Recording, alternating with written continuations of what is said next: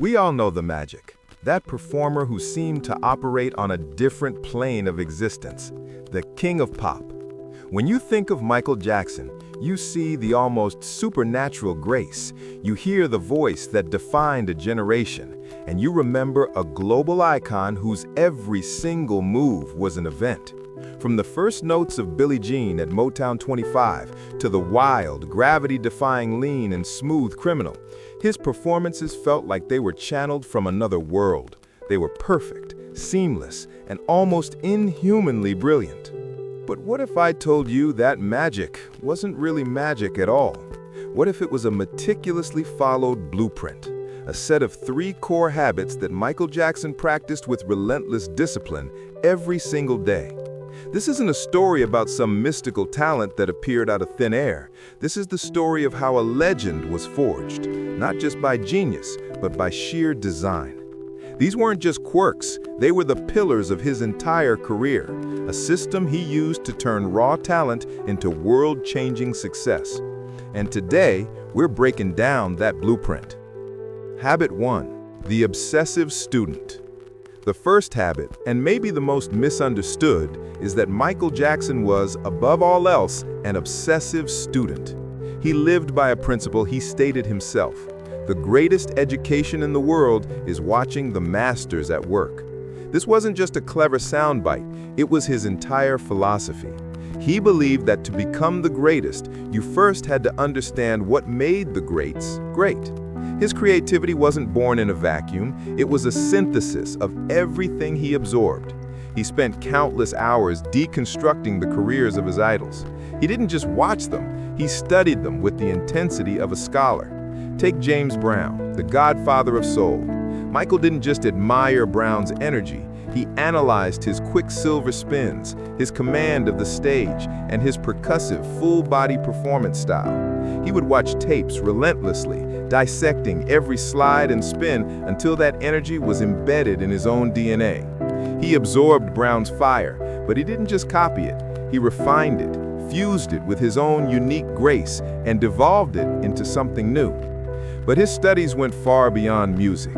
He was equally fascinated by the kings of silent film, particularly Charlie Chaplin. He saw Chaplin not just as a comedian, but as a master of physical storytelling who could convey a universe of emotion without saying a word. Jackson studied Chaplin's ability to be both funny and heartbreaking, his precise control, and his talent for creating an iconic character. You can see that influence in Michael's own character work. He also studied Fred Astaire, whose elegance inspired him deeply. Jackson's revolutionary dance style was a blend of it all: the robotic precision of street dancers, the raw soul of James Brown, and the fluid grace of Fred Astaire. This habit teaches a profound lesson about genius. Jackson understood that originality isn't about inventing from nothing. It's about connecting the dots between existing points of greatness and adding your own signature. He once drafted a personal mission statement that read, "I will study and look back on the whole world of entertainment and perfect it." He didn't just want to be in the world of entertainment, he wanted to master it, and he knew that mastery began with being its most dedicated student. Habit 2. The perfectionist in practice. The second habit that forged the king of pop was his relentless, near-obsessive discipline.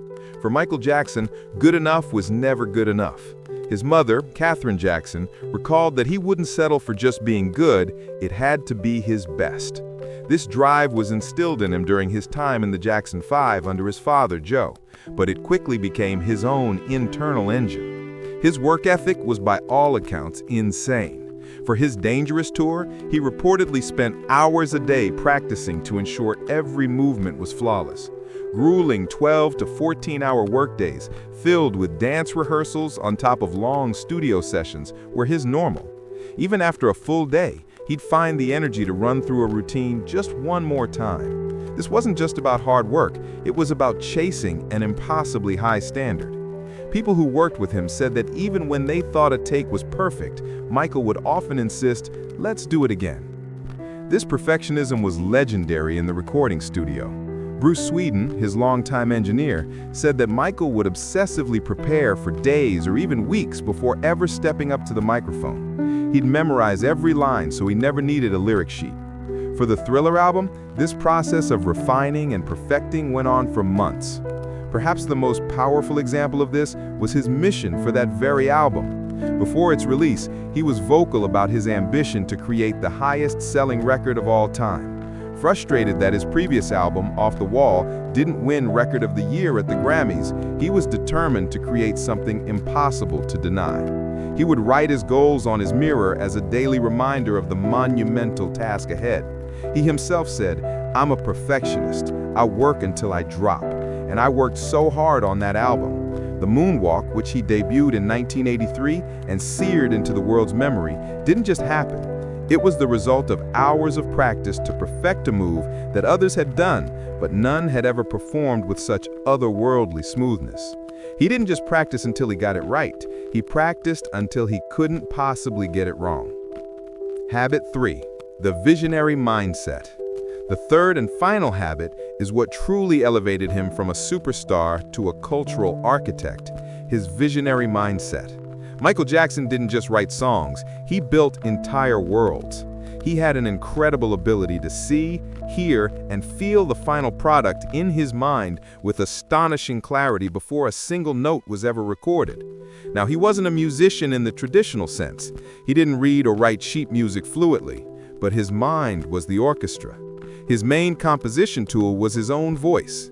Using a simple tape recorder, he would beatbox the entire arrangement of a song, every drum kick, bass line, string swell, and harmony.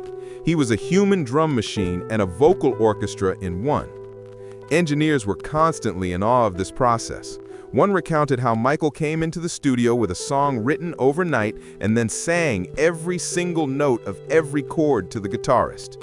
He would sing the entire string arrangement to the string section, with complete harmonies and fills, all from the composition that existed fully formed in his head.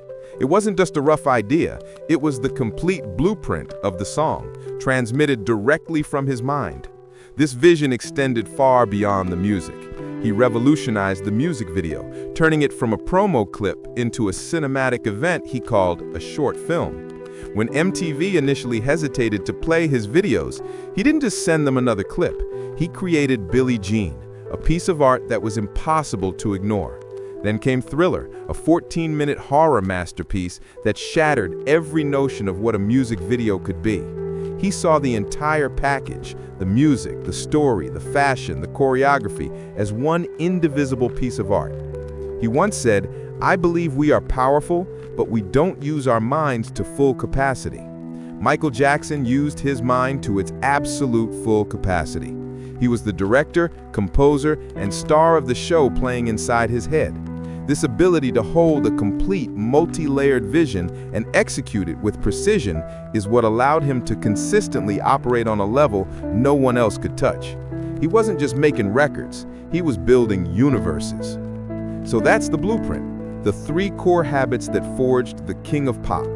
First, he was the obsessive student who studied the masters not to imitate, but to innovate and become greater. Second, he was the perfectionist in practice, whose insane work ethic and discipline turned raw talent into undeniable mastery. And third, he was the visionary, who held entire worlds in his mind and used his voice as an orchestra to bring them to life. The magic we all saw on stage was real, but it wasn't a trick. It was the result of a life lived by a code, a blueprint for greatness built on study, discipline, and vision. Michael Jackson's story teaches us that extraordinary success is rarely an accident, it's designed. He once advised, even if you're sweeping floors or painting ceilings, do it better than anybody in the world. That was the principle he lived by. But these habits aren't just for a pop superstar, they're universal principles of excellence. The dedication to study, the commitment to practice, and the power of a clear vision are tools available to anyone in any field who dares to be the best. What do you think? Which of these 3 habits resonates with you the most? Let me know in the comments below. And if you enjoyed this look into a legend's blueprint, make sure to subscribe and hit that notification bell for more. Thanks for watching.